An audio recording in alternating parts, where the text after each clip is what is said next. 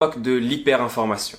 On reçoit chacun des milliers d'informations par jour que l'on transfère à notre tour sur nos réseaux sociaux, sur WhatsApp, Facebook, Twitter, Snapchat, Instagram, etc., etc., sans même vérifier l'information ou même parfois prendre le temps de la lire. Or, ceci est un comportement dangereux duquel l'islam nous a mis en garde. Allah subhanahu wa ta'ala dit dans le verset « Ya ayyuhalladhina amanu » إن جاءكم فاسق بنبأ فتبينوا وفي قراءة فتثبتوا أن تصيبوا قوما بجهالة فتصبحوا على ما فعلتم نادمين. Ce qui signifie ô vous qui avez cru, lorsqu'un pervers vous apporte une nouvelle, voyez-y bien clair, et dans une version, vérifiez-la, afin que vous ne touchiez pas un peuple par ignorance et que vous vous trouviez à regretter ce que vous avez fait. Et le prophète sallallahu alayhi wa sallam nous dit il suffit à l'homme comme mensonge de rapporter tout ce qu'il entend. Ça signifie que la personne est considérée comme menteuse à partir du moment où tout ce qu'elle entend, elle le rapporte, elle le transmet, elle le diffuse. Et ce parce que comme l'imam Nawawi rahimahullah ta'ala l'explique, cette personne-là, lorsqu'elle entend des informations, elle peut entendre potentiellement des choses qui sont vraies, comme des choses qui sont fausses.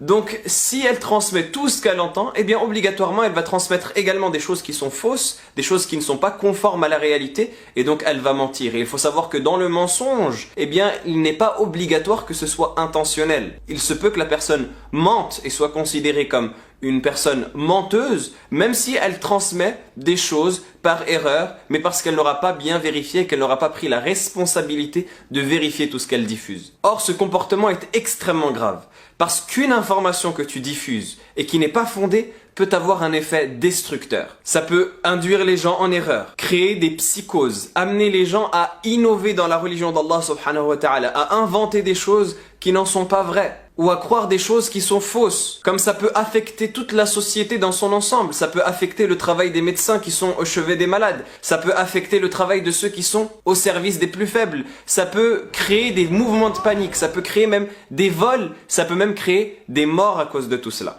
Dans cet hôpital ici, on a été braqué, un camion a été braqué avec 20 000 masques. Et il faut savoir que ce genre d'informations se diffuse extrêmement rapidement et qu'on n'en contrôle plus l'impact et la portée au moment où on l'a transmis. Et c'est là où le proverbe arabe dit Al-kalimatu asiratu rajul fa idha takallama biha malakathu. La parole est sous l'emprise de la personne. Et au moment où il la prononce, cette parole-là devient maître de la personne.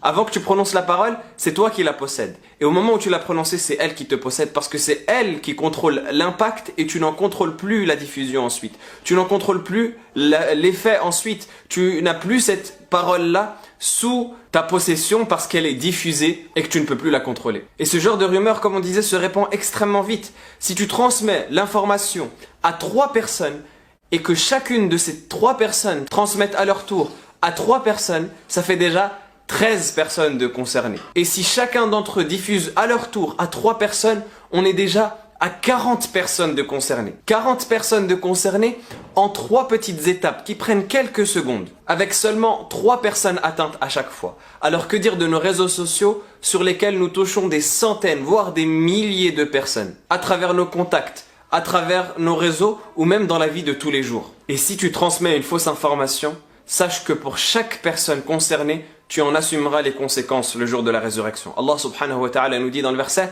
وَلَا تَقْفُ مَا لَيْسَ لَكَ بِهِ عِلْمٍ إِنَّ السَّمْعَ وَالْبَصَرَ وَالْفُؤَادَ كُلُّ أُولَئِكَ كَانَ عَنْهُ مَسْئُولًا. Et ne poursuis pas ce dont tu n'as aucune connaissance. Certes, l'ouïe, la vue et le cœur, sur tout cela on sera interrogé. Nous sommes la communauté du Coran, la communauté du hadith authentique et des chaînes de transmission. La communauté du prophète Muhammad sallallahu alayhi wa sallam qui était nommé par son peuple As-Sadiq Al-Amin, le véridique, digne de confiance parce qu'il ne disait que la vérité. Tâchons donc de vérifier ce qu'on transmet aux autres et de lutter contre les fausses informations et les mensonges, particulièrement en ces périodes de crise. Wallahu a'lam, wassalamu alaykum wa rahmatullahi wa barakatuh.